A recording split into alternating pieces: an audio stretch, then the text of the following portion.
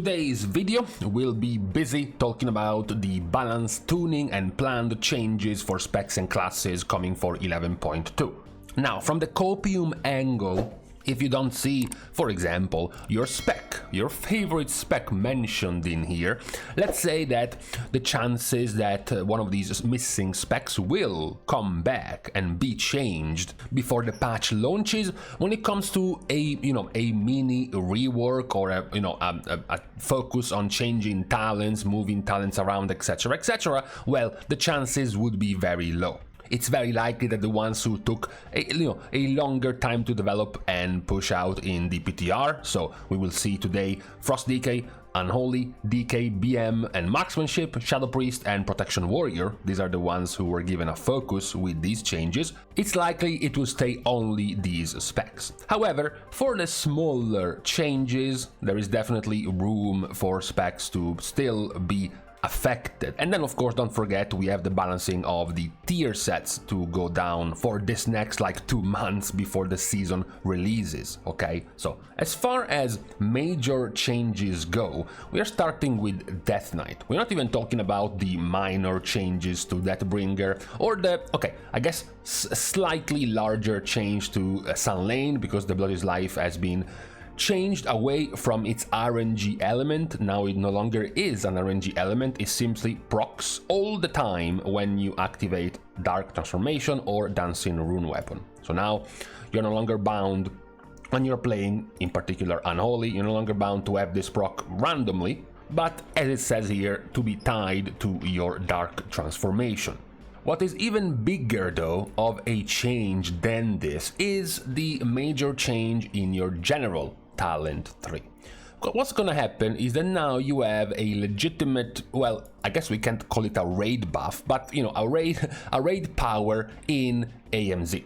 And we can say, I guess, it's coming back to the old days of AMZ, because now AMZ no longer has a cap of damage absorbed. So this is always going to be a 15% magical damage reduction raid cooldown. You will, in raid, 100% of the time, also go down here to reduce the cooldown of AMZ to a 3-minute cooldown and extend the duration to an 8-second long 15% magical damage taken reduction. So it is back to being a reasonable, strong alternative to Power Word Barrier of the Discipline Priest. So as a DK, this is what you get in terms of wanting some raid power. Now, what do you lose in return? Well, especially if you are Unholy, you are losing Abomination Limb. Blizzard explained the lack of Abomination Limb is that basically them having to create raids with mobs being immune to grip. Because otherwise you would just give too much ways to a raid to manipulate adds if you had 1 or 2 DKs that could rotate their A-bomb limbs and constantly grip the enemies. So they're like, no, we're gonna make the mobs grippable again, so your normal death grip has value again in the raid, and on top of that we're also giving you a raid defensive for you to use in the raid.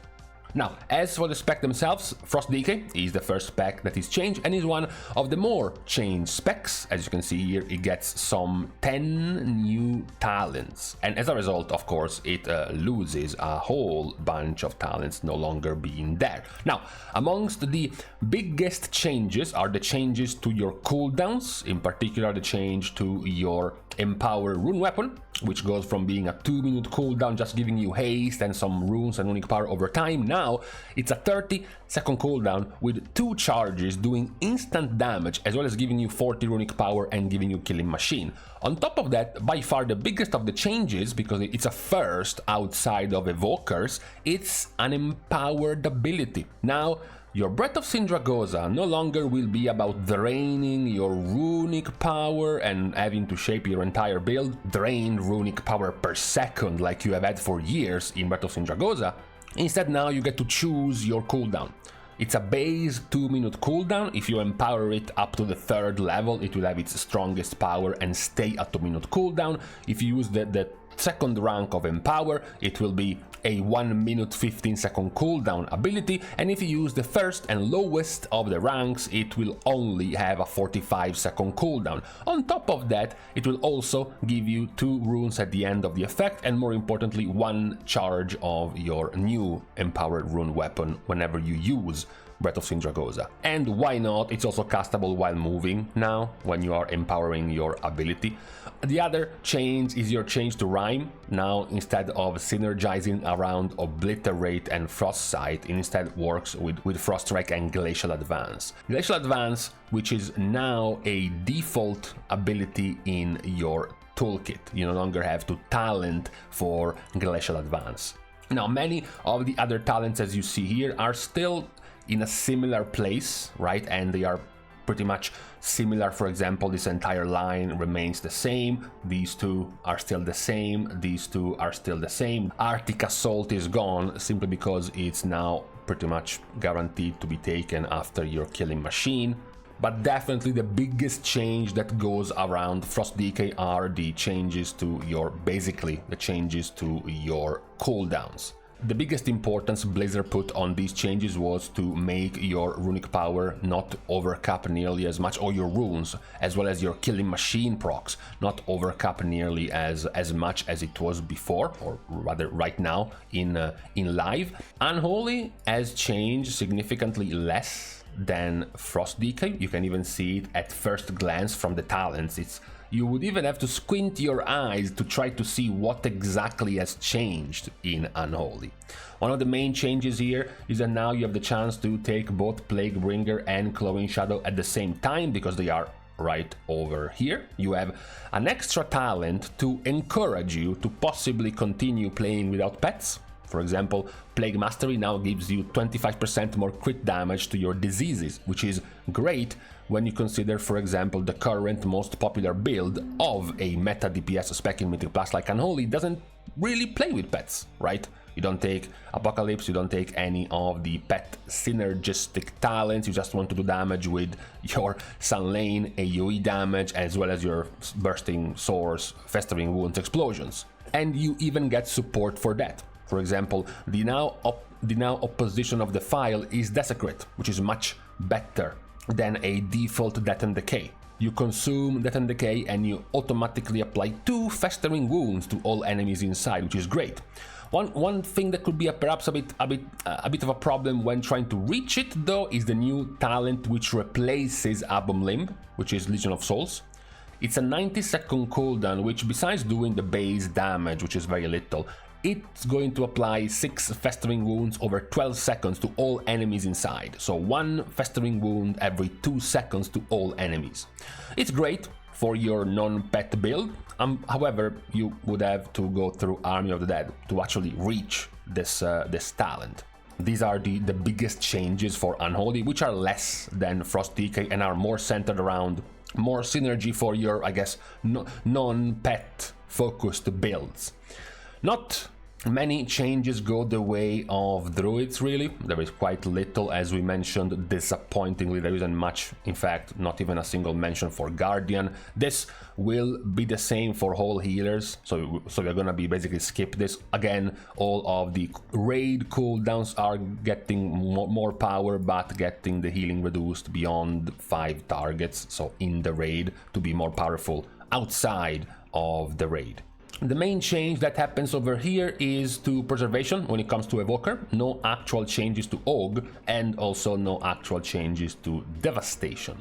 So Preservation does get some very good quality of life. Stasis now is on a choice node with your Templar Artificer to reduce the cooldown of your Rewind. This would put Rewind from a 4-minute to a 2.5-minute cooldown, but now you have to choose it with Stasis. So technically you are losing the ability because you will always take Stasis as a cooldown. Now your Rewind is forced to be a 4-minute cooldown. What you get in return, though, in the place of Stasis, is Temporal Compression, increases the damage or healing of your next Empower spell by 5%. This is basically your tier set. The tier set that was 10% per stack, that you lost in Season 1, going into Season 2. Now, it's a talent at half the power. So at 4 stacks of temporal compression, you will have 20% more healing to your empower spells like Dream Breath. This is of course great, because if you keep playing Flame Shaper and all of your power of Engulf will be on the base power of your Dream Breath, this talent empowering Dream Breath by 20% is very, very good. There is also a couple of powerful extra talents like Unshakable. Your empower spells are also 10% more effective, so more power to your empower spell Dream Breath with this build. And just the extra, as if you needed this, considering you can double jump, while charging a healing empower spells you cannot be knocked back. Another one that is going to be very good in Mythic Plus is Just in Time. Time Dilation has an additional charge, and its cooldown goes down to being a 50-second cooldown.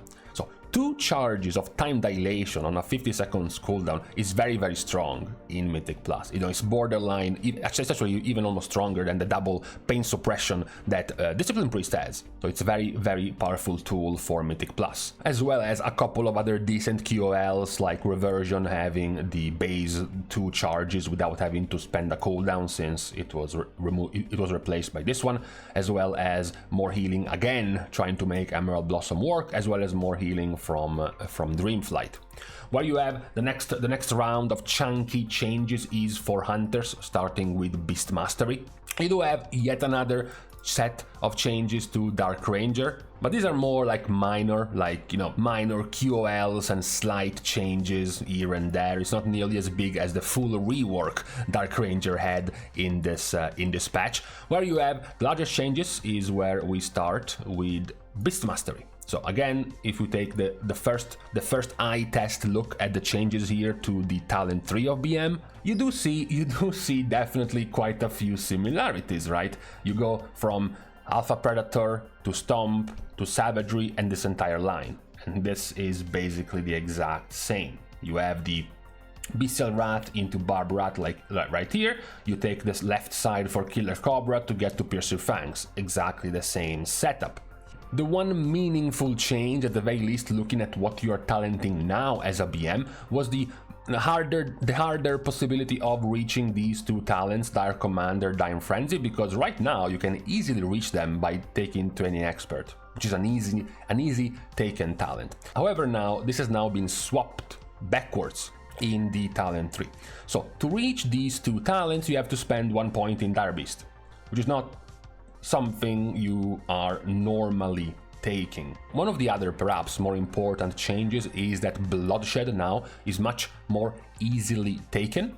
Before, Bloodshed was one of the other nodes at the end of your talent tree, which was hard because you were pretty forced to go down this route as the most performing one, so you never quite had the chance to go down Bloodshed. Now though, it's in a much more easily reachable place because it's not in the bottom side of your talents. The early chunk of your talent is practically the same layout as your old one. You have the more changes around this side of the right side of the talent tree of BM Hunter. Other changes go the way of Marksmanship, even though these are not nearly as large. Again, as you can see from the eye test here of Marksmanship, you do have, similar to BM, quite the similar collection of talents at the end. In fact, these are basically the same talents with one difference. You know, basically try to spot the differences in the bottom side of Hunter, and there's only one thing that changes here. What is changing is that your Unerring Vision is no longer a choice node with double tap. And you're like, okay, well, I can just not take double tap like I'm doing here and just take Unerring Vision elsewhere. The problem is, Unerring Vision is now a choice node with Calling the Shots. So you now have to choose on whether or not you want to reduce the default cooldown of True Shot by 30 seconds or if you want to still take your Unerring Vision. However, the only benefit you have in not wanting to take Unerring Vision and taking Calling the Shot is that you still have 1 talent point to spend. So you can still take double tap if you want to. You can take the second point in Eagle's Accuracy or even go lower down in, for example, Improved Death Blow, etc, etc. That's the one of the major changes of Marksmanship Hunter. Many of the other talents are still pretty much the same, or even if they have swapped in position, like for example trick shots now being all the way over here is still the same result, or for example lock and load being now practically in the middle very early on in your talents. Many of these will still afford you to play pretty much the same build as you were before, with the major change of now having to choose between two of your already taken talents as a Marksmanship Hunter. A bunch of others here, since it looks like a long list of changes, are more minor, like moving target has an 8% reduced damage to aim shot, but the base damage of aim shot has been increased by 10%. Lock and load chance has a 10% chance to trigger instead of an 8%. Precision detonation damage bonus is 40% instead of 25%. Bullseye is no longer a 2-point node, it's only a 1-point node, as you can see here, from the 2 points to 1 point, which is what leaves you an extra talent point to spend in the bottom side of your talents. Not really many changes are going the way of survival, besides just flat changes to the damage of the abilities. The rest isn't really changing greatly. Same goes for Mage. Mage isn't really getting much besides aforementioned damage changes. The mastery of Arcane Mage has been buffed across the board, and other minor things like Arcane Orb has a faster travel speed, Intuition has a 5-second duration instead of 3, Fire practically has nothing, and Frost also has very little other than the buff to Frost's mastery.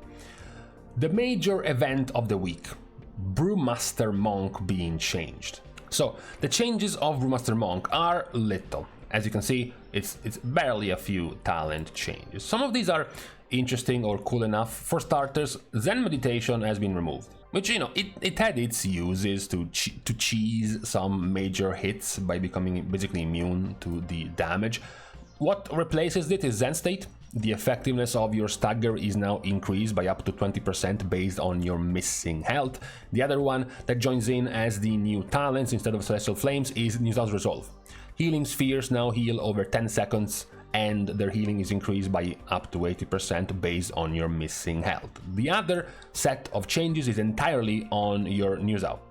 Both the ability itself, while active, 40% of the damage delayed by stagger is instead staggered by Newsau, and Newsau is healed for 100% of your purified stagger. And then you have Walk with Yox, which is the same, you know, chance to summon your Newsau on you doing damage. And then the last one, the improved version, is a QOL Mythic Plus ability to recast Newsau to create a knock-up, which can be very useful in Mythic Plus. However, this is as far as the Brewmaster changes go, so it's a decent amount, but it's not really a lot. Certainly doesn't change the base way your Brewmaster Monk works. Very few changes, again, as we mentioned, the raid heal button being changed in this scaling past 5 targets for Mistweaver. Holy Paladin gets another set of very small amount of changes. Same goes for Retribution around this Divine Hammer cooldown, now that the cooldown has been doubled from 1 minute cooldown to 2 minute cooldown, with some buffs to its damage, of course, after being nerfed in its duration. Priest gets a bunch of mana changes. Discipline is going to have more mana issues, since now its main abilities are going to be costing more mana. That's just about it. It's just more mana to spend for a Discipline. Holy Priest also gets some slight mana changes. Again, the change in the scaling of your raid cooldown, and then more mana to cast your Flesh Heal, less mana discounts on your Holy Wards, and then as a counter, mana reduction for pretty much all of your other spells. The last of the major changes going the way of a DPS are for Shadow Priest. Lo and behold, another set of changes to Shadow. Look at all of this is just the developer's note for Shadow Priest, basically. So the major changes in here is that number 1, Shadow Crush is receiving changes. Number 2, your bottom capstone talents have improved effects. Number 3, Mind Spike. The Mind Spike experience has ceased to exist. Mind Spike is now removed. Now you just get to play with your Mind Flay. as well as an extra change to your Void Torrent. So first, Shadow Crash. Shadow Crash now has a 15-second base cooldown and 2 charges, as opposed to a single charge on a 20-second cooldown. Now, there is a caveat to this though. There is a caveat. The caveat is that the old one, which is also by the way spread over 2 talents for this effect, Shadow Crash applies Vampiric Touch to up to 8 of its targets. Now it's in a single talent and has 2 charges and on a 15-second cooldown, but it applies Vampiric Touch to up to 6 of them instead of 8. So basically, when you're pulling one of these big mega pulls with like 15 mobs, before this, you would use your Vampiric Touch to 3 of them, and then you would use Shadow Crash, and you would end up having 11 enemies tagged, and your next Shadow Crash would be up in 20 seconds. Now, you're gonna be double Shadow Crashing. You're gonna use your 3 Vampiric Touch early, and then Shadow Crash, and then wait for the Shadow Crash to land to see which targets have been tagged by Vampiric Touch, so you can target one without a Vampiric Touch to also Shadow Crash, and then tag 6 more of them. This results in you having a total of 15 enemies tagged by your Shadow Crash instead of 11. So you have 4 more targets tagged. The downside to this is that it will take you 30 seconds to get back both of your charges of Shadow Crash, whereas this one will only take you 20 seconds to get your charges back. But, you know, for the purpose of the major big pulls in Mythic Plus, which will last more than 30 seconds or around 30 seconds anyways, this is still better. It's a better resolution than this current version you have, besides even just the fact that before it took you 2 talents, now it takes you only 1. The next one is your Void Torrent. Again, we have another 1 talent discount. Before it was Void Torrent talented to last for 30 seconds. Now it lasts 30 seconds by default. So what do you get in place of this discount? You get a new ability. Release a volley of pure void energy firing 10 bolts at your target and 1 bolt to all enemies within 10 yards of your target. This becomes enabled for 20 seconds after you cast Void Torrent. These are the main, the main effects, the major effects being given to Shadow. The rest is a series of middling talent changes. Practically, as you see here, the entire middle bracket over here has completely changed from what we have here, or they have been moving around the talent points here and there. The bottom still seems very similar. In fact, the bottom is, the bottom is identical to what you currently are going right now. But it's the middle pack which is changing. A lot of synergy you can pick up here and there. For example, increasing the critical strike chance of your shadowy apparitions by 10% and your crit damage by 40%. Dark Evangelism has been changed to, instead of being at 2 talent points, which stacks up your damage of your dots by up to 10%. Now it's just a flat 6% more damage of your dots. There is some pet support right before your Mindbender to make your minions last 3 seconds longer and deal 15% more damage. You also have this one to triple the damage of your Shadow Crash, as well as Blizzard mentioned, the redesigning of the idol of Isharij as well as the one of N'Zoth. The idol of Isharij, which was the one not taken anyways, will give you 15% haste for 12 seconds and then lowering your haste by 10% for haste a second. The one that you are currently taking, which is the Idol of N'Zoth, is a series of increasing effects. When you get to 50 stacks, you start gaining 4 insanity over 3 seconds, and at 100 stacks, you will gain 12 insanity. So it's just an insanity extra generation tool with this talent. But we went through the base core of the changes: the Void Torrent change, the Shadow Crash change, and ultimately, as we know, despite all of these changes, there hasn't been a real clear redesign since as long as Shadow Priest works around this talent right here, you kind of know how the AoE of Shadow Priest is going to work. It's gonna work around Psychic Link, of course. The last of the relevant changes, as there hasn't really been any that relevant in here, is the one for Warrior, but in particular Protection Warrior. So already from the eye test, quite a few of these lines have moved around from the old to the new. Let's start with the bigger one without even going through the talent changes first. Talents removed. Battering Ram, Champion's Bulwark, Juggernaut, Show of Force, and Spellblock. It's quite the big one because Spellblock was quite the big band-aid on the spec to allow them to have this special tool other spec didn't have to be very good against magical damage, and now it's gone. So what is Prot getting in return for this one going missing? Well, technically not much. Spellblock over here goes away and you get to choose between Spellbreaker to have a 4% chance to disrupt magic damage and practically ignore 100% of it, or Hunker Down. Damage you take from AoE is reduced by 2% and Spell Reflect reduce an extra 10% of magical damage. That's about the only thing you get in return for losing Spellblock. Many of the other talents stay similar. As you see from the bottom side of your tree, you have all of these talents already taken, just slightly moving around in positions. What you do lose is Champion's Bulwark, as we mentioned, as well as the other option, Battering Ram. They are no longer here, so no more resets to your shield charge. You do have a couple of extra talents to make you tankier by default. 6% more armor as well as 4% less damage taken when you are in defensive stance. These two new talents should make you just by default more tanky on average. If you notice the disappearance of the Challenging Shout, but only Disruption Shout being there, is because now Disrupting Shout remains as a talent, but Challenging Shout is now baseline. So you will have your AoE taunt available anyways, and then you can talent for the AoE interrupt.